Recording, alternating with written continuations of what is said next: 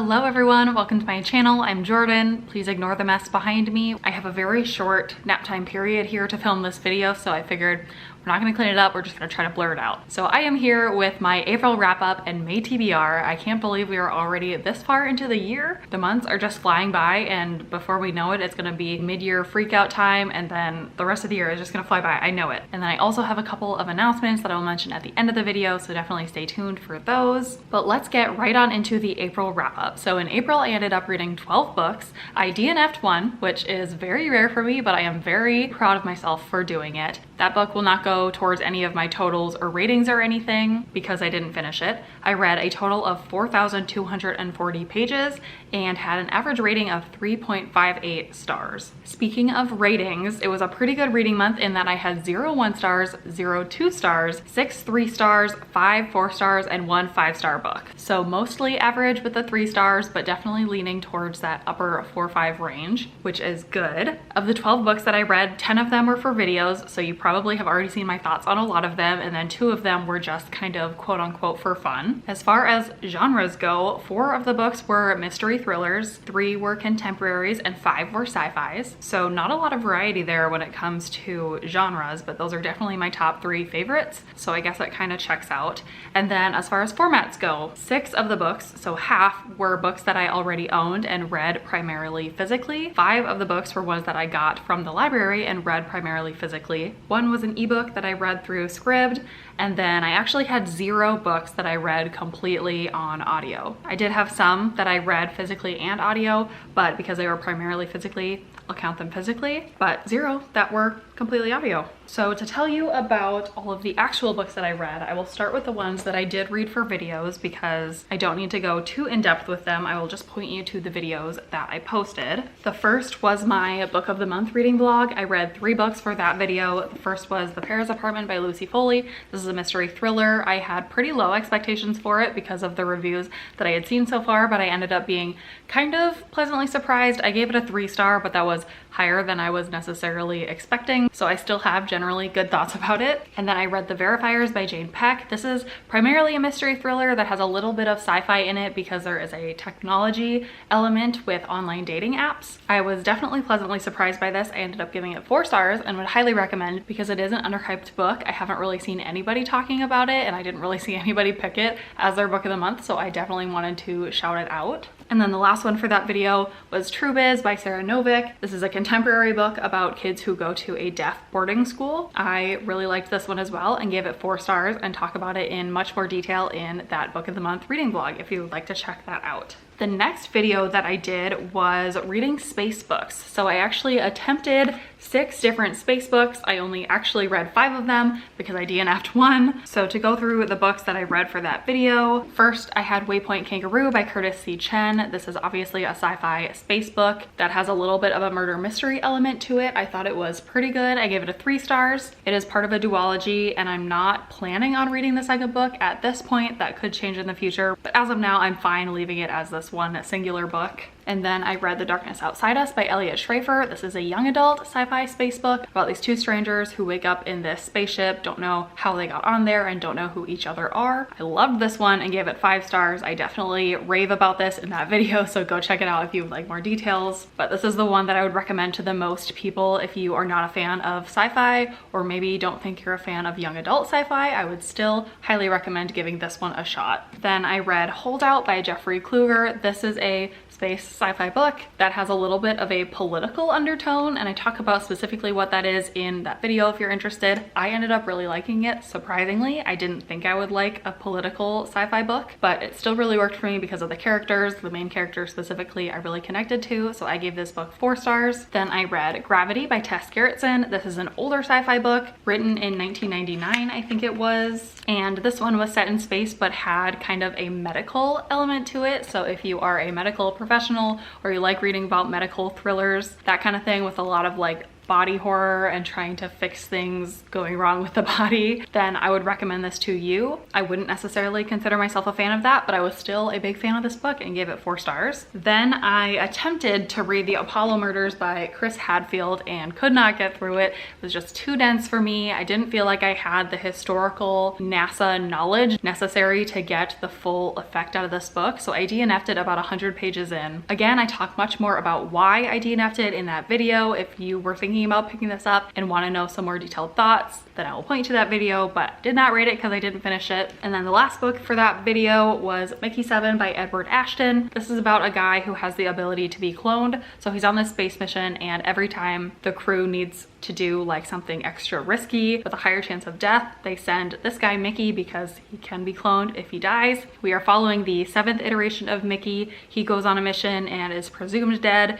but he's not actually dead, so he comes back to the spaceship, but Mickey 8 has already been erected, so now he has to deal with keeping the secret of being 2 of himself on the same ship. Had pretty high expectations for this one and it fell a little flat, so I gave it 3 stars. I know that other people have really enjoyed it, so it might just be a me thing, but I was definitely a little bit disappointed by the main character in this book. And then the last 2 books that I read for a video this month are Never Saw Me Coming by Vera Kurian and We Were Never Here by Andrea Bartz. I read these 2 books because they have really similar covers and I wanted to know if they were similar stories. Never Saw Me Coming is set at a college and it's about this girl who is a diagnosed psychopath, and it's just a thriller that goes from there. I'm gonna save my full thoughts because this video has not gone live yet, but I was generally intrigued with this book, wanted a little bit more, but would still recommend it to some people, and I gave it 3 stars. And then We Were Never Here is about these 2 girls who go on international trips together and they get into some hijinks that follows them home. This one I actually rated 3 stars, but for completely different reasons, which I will of course go into in that video. So 3 stars, but definitely look out for that video because I compared these 2 books in a little more detail and recommend them to some different people. And then the 2 books that I read kind of for fun or not for videos. The first one is Us Against You by Fredrik Backman. This is the sequel to his first book, Beartown, which is about this hockey town where in the first book, the daughter of the general manager of the hockey team accuses the star of the hockey team of sexual assault, and that divides the town completely in 2 because hockey is all of their lives.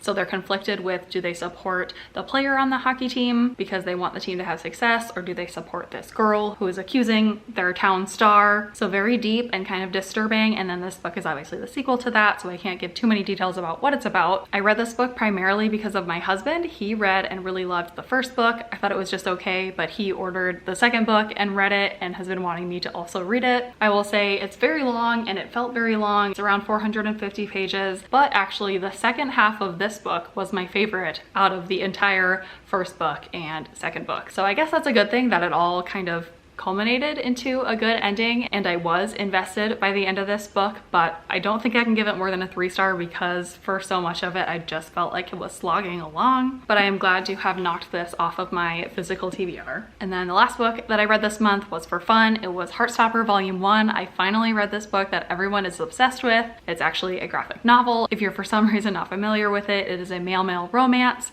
and it's very adorable. It just got adapted into a Netflix TV show. I have not watched the show. I don't know if and when I'm going to make time for it. People are loving it just as much as they love the graphic novel series. I believe I rated it 4 stars because again, it was adorable. It wasn't life-changing to me, but I respect that it is life-changing to a lot of people. So if you've been dragging your feet, it's worth a try. I got it on Scribd, but I do know it is available for free on Alice Oseman's website. I think all of the volumes are. So if you haven't read it yet and you don't want to buy it because graphic novels are expensive, that is a very good option for you. So that is everything I read in April. Now let's get into what I'm planning to read in May. May is gonna be a little bit weird because I don't have very many videos that I'm planning on making, so usually that kind of drives my TBR, but in May I feel a little bit free. The one video I will be making will again be my newest book of the month reading vlog because I did get 3 books in this last month. My primary pick was Breathless by Amy McCullough.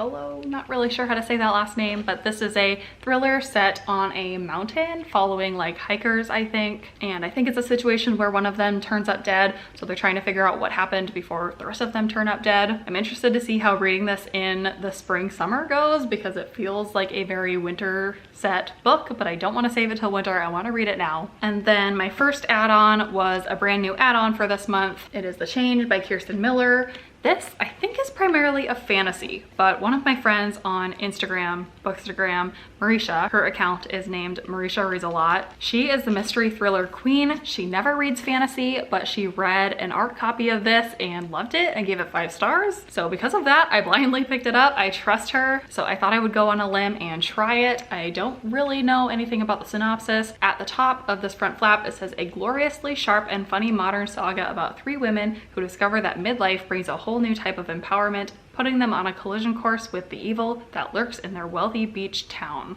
Very interesting, into the beach vibes, so hopefully I like that, and hopefully the fantasy elements work for me. And then my second add-on that I got is a book of the month from last year. It was actually the 2021 book of the year for book of the month.